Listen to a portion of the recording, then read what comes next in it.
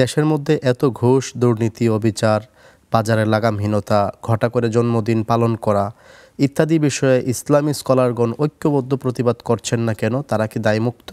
মোটেই দায়মুক্ত না। আর প্রতিবাদ করছেন না আপনাকে কে বলছে? এই আমাদের এক ধরনের প্রবণতা আছে, সব কথা আলেমদের। কেন আপনি কি মুসলমান না? আপনার কি প্রতিবাদ করতে হবে না? আমর বিল মারুফ কি কেবল এবং নাহি আনিল মুনকার কি এটা কি আলেমদের দায়? এটা আপনার দায় নাই? আপনার দায় আছে এবং আপনাদেরও সমান দায় আছে।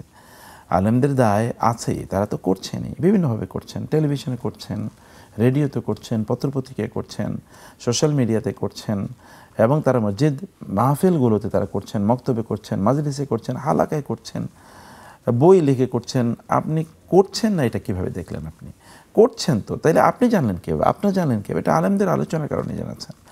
অর্থাৎ তারা আলোচনা করছেন, কেউ কম করেছেন, কেউ বেশি করেছেন, কেউ তার নিজের চিন্তা চেতনা অনুসারে করেছেন। আপনাদের করতে হবে, মনে রাখবেন আপনাকেও এই জায়গায় দায়িত্ব পালন করতেই হবে। কেবল আলেমরা বলবে আর আপনারা করবেন না, তা তো হয় না।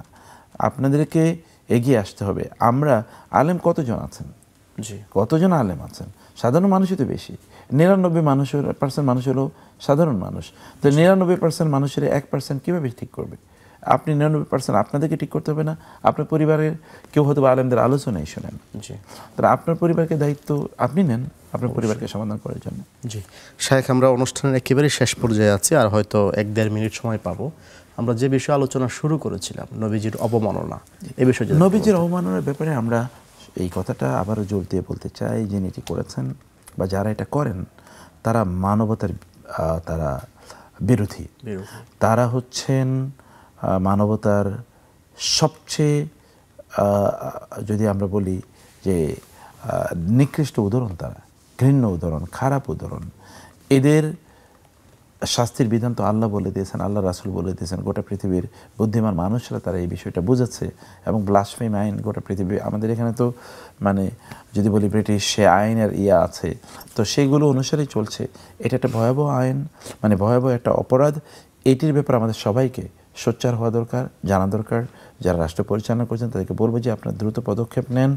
এই বিষয়ে কোনো ধরনের টলারেন্স, কোনো ছাড় দেওয়া উচিত না, কোনো টলারেন্স শো করা উচিত না। দেখেন, আমার বাবার ব্যাপারে কেউ যদি বলে, আমার স্ত্রীর ব্যাপারে বলে, আমার স্বামীর ব্যাপারে বলে, আমার সন্তানের ব্যাপারে বলে, তখন আমি রেগে উঠি এবং আমি শাস্তির ব্যবস্থা করি। আর আমার রাসূলের ব্যাপারে বলেছে, যার প্রতি ঈমান না আনলে, যাকে আমার জীবনের চেয়ে ভালো না আসলে আমি মুমিনই হব না, মুসলমানই হব না, তার ব্যাপারে কি আমার কোনো মানে রিয়াকশন থাকবে না? আর আল্লাহ কি এটা দেখবেন না? আল্লাহ আলটিমেটলি দেখবেন। আবারও বলি, লাস্ট কথাটি, কেউ যদি রাসূলের অপমানে তিনি বিক্ষুব্ধ না হন এবং এই জন্য তিনি প্রতিকার না করেন, তাহলে আল্লাহ তাআলা তাকে দুনিয়াতে লাঞ্ছিত করবেন। তিনি যেই হন না কেন, তিনি দুনিয়াতে লাঞ্ছিত হবেনই, হবেনই, হবেনই।